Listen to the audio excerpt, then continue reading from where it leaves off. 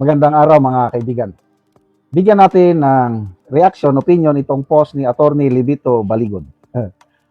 Medyo may mabibigat o may maanghang na salitang binitawan niya laban kay Senator Erwin Tulfo. Kasi ang pahayag ni Tulfo, Erwin Tulfo, Blue Ribbon Committee Chairman Kuno,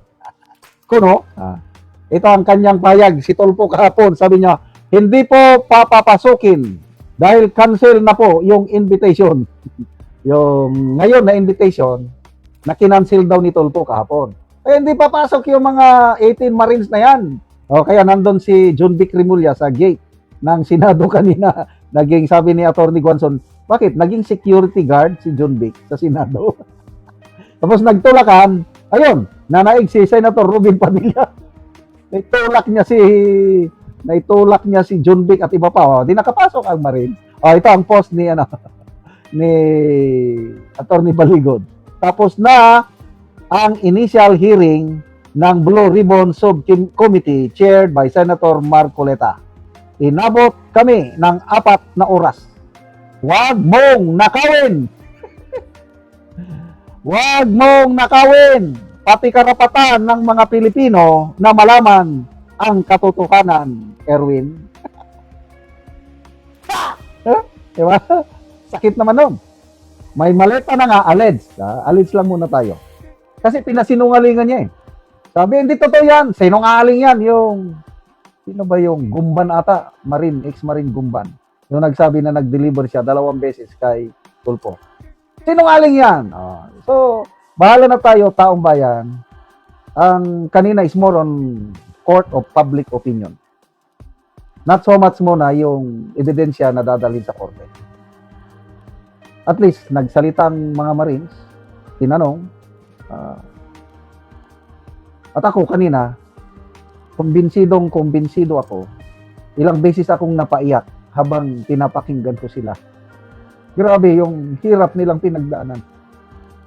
Kanina kasi, ang paratang sa mga Marines na ito, nakatanggap daw sila ng 5 million each para magsalita. Naiyak ako, yung hirap nila sa buhay, sabi nila, Your Honors, hirap na nga kami, ambag-ambagan lang kami, nagtitis lang kami, sardinas ang aming ulam. Magkasakit ang aming mga anak, kamag-anak, kawawa si Attorney Baligod na nagpapadala ng pera sa aming pamilya. Nagugutom ng aming pamilya dahil sa ginawa namin ito. Ano pa? Yung isa sabi niya, Sir, Your Honor, kung nakatanggap ako ng 5 million, sana napagamot ko yung kapatid ko na may sakit ng tumor. O, cancer ba yun? Namatay sa araw na ito. Doon ako umiyak. This morning, namatay yung kapatid ng isang ex-marine. Kung may 5 million ako, Sir, Your Honor, napagamot ko sana yung kapatid ko, ba't hindi? Tapos yung isa kanina, bakit kayo nagpakita dito na delikado ang buhay niyo? Sabi ni Senator Marcoleta. Napagkasundoan namin, Sir, kaming 18, lalaban kami. Gusto naming magpakasundalo ulit para sa taong bayan. Nakukonsensya kami sa nangyayaring nakawan sa ating bansa. Hindi namin may pagmamalaki sa aming mga anak. Mga apo, kung manahimik kami. Kaya laban lang, kahit makulong kami, kahit dalhin namin sa libingan. Itong ginawa namin yan, so be it. Doon ako na-touch sa kanila. Naniniwala ako sa kanilang motibo. Walang iba, kundi katotohanan. Sasabihin ni Erwin Tulfo, sinungaling. Di sige, kung sinungaling, bahalang taong bayan maniwala sa kanila, hindi. Tingnan natin ang nag-react. Dito makikita 32,000 ang nag-react, 14,000 ang nag-like. Kanino sila nag-like? Kay Tulfo o kay Attorney And then 13,000 ang tumatawa kay Tulfo Dito tayo sa reaction o yung mga comments. Japana Jessup, medyo masama. Medyo may pagka X-rated kasi may nabanggit din kanina na hindi lang pala maleta ang na-deliver kay Erwin Tulfo, kasama din daw chicks. Pokpok. So, wag ko na lang basahin dahil X-rated. Amor Patrio, Attorney, sama na mabasa. Can we direct a donation drive for 18 Marines? Oo nga, no? Ako rin. Gusto kong magbigay ng tulong para sa Brave 18 Marines. Money Estrella. Kaya pala ayaw papasukin. Ang gusto pala, pipili muna ng, yun na nga, yung mga chicks. Grabe. Jobel Duran. Sometimes we have to bend the legs. Bakit bend the legs? Yun nga, mga chicks. Grabe. So, ito.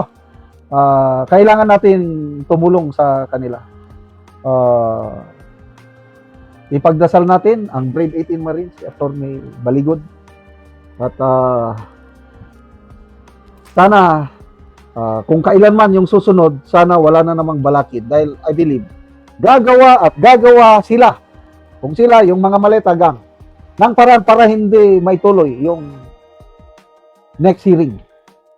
But kanina, nanalo ang liwanag, nanalo ang katotohanan at nakapagsalita na yung Brave 18 Marines. Marami pa daw sila, magsasubmit daw sila ng individual affidavits detalyado, yung mga karanasan nila habang nandun sila kay Saldico. Ito, mas magandang pasabog na ito. Abangan ang susunod na kabanata. Salamat mga kaibigan sa inyong pagsubaybay sa channel na ito.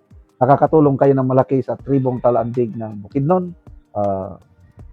Ang channel natin is pantulong po sa tribo. Namimigay tayo ng libreng yero at pako para patayo naman sila ng mas maayos na tirahan. Panoorin ninyo ang video na ito. Taon mo na niyang itsura sa natagaan na mo og yero sa iyang atop. So lata na gid kaayo. So muna niyang itsura sa iyang balay. So mao na niyang yero nga among gihatag. So iatop na ni karon.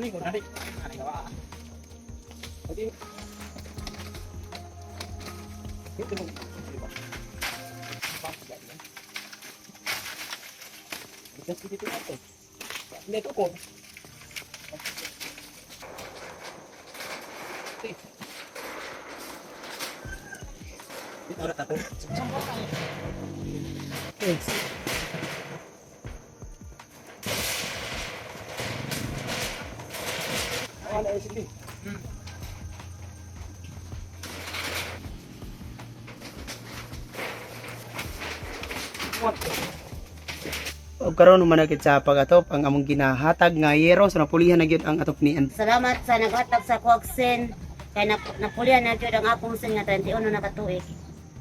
Sa Ginoo inaot nga mapadayon sa to. Mapadayon nga tabang wala pa ang inabang dili pa gid ko makabalay kay among kwarta photo sa pagkaon. O so na kay estudyante ante. Naa Unsa na yung mga grade? grade 6 o grade 2. Ay so kuan ra gyud ang kulang gyud ang inyong panginadlaw.